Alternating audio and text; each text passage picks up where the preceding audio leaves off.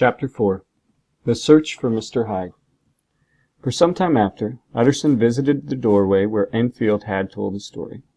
He stopped by in the morning before heading to work. He visited over lunch hours when the street was busy with shoppers. At night, when no one was around, the lawyer waited and watched. If he is Mr. Hyde, Utterson thought, then I shall be Mr. Seek. At long last his patience was rewarded.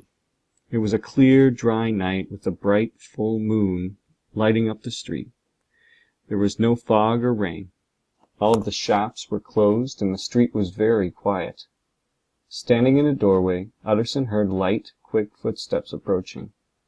Before he even saw the dark figure turn the corner, Utterson knew it was Mr. Hyde.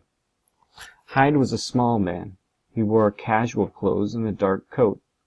His hat was pulled down low on his head. Utterson thought for a moment that Hyde was limping, but it was only his eyes playing tricks on him. Hyde had a strong, forceful walk. He walked straight to the door, pulling his key out as he crossed the street.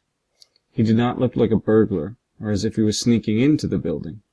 He looked comfortable. Hyde looked very much like a man going into his own home. Mr. Utterson stepped out of the shadows and touched Hyde's shoulder as he passed. "Mr. Hyde, I presume?"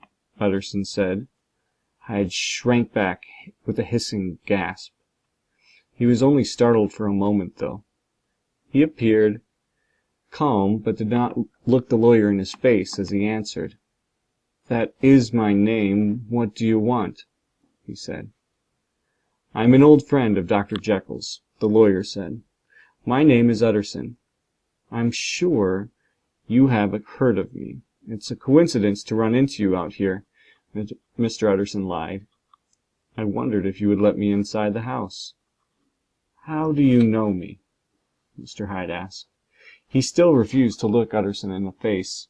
He looked down the street or toward the door, but not directly at the man standing in front of him. "May I ask you a favor?" Utterson said. He ignored Hyde's question. The lawyer thought it was best to get straight to the point. Also, he felt a strong dislike and discomfort that Enfield mentioned. Something about Hyde brought about this reaction. "Of course," Hyde answered. "What shall it be?" "Allow me to see your face," the lawyer said. Hyde appeared to hesitate. Then, after a moment or two of thought, he boldly looked at the lawyers in his eyes. They stared at each other for several seconds. "Now I shall know your face when we meet again," Utterson said. "It may be useful." Utterson spoke with a confident voice. "Yes," returned Hyde. "It is good we have met." Hyde spoke confidently as well.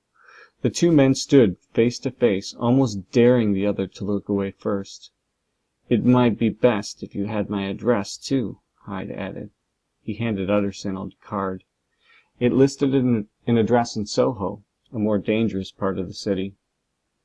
"My word," Utterson thought to himself. "Could he be giving me his address because of the will?" Utterson worried about his friend, Dr. Jekyll. Did Hyde hope to collect his inheritance soon? He kept his feelings to himself, though. He thanked Hyde for his card. "And now," Hyde said, "how do you know me?" "By description," came the reply. "Whose description?" "We have common friends," Utterson said. "Common friends?" Hyde asked. "Who are they?" "Well, Dr. Jekyll, for instance," said Utterson. Hyde broke into an awful, ugly laugh. His eyes were dark and cold. They did not sparkle or light up as he laughed. There was no joy.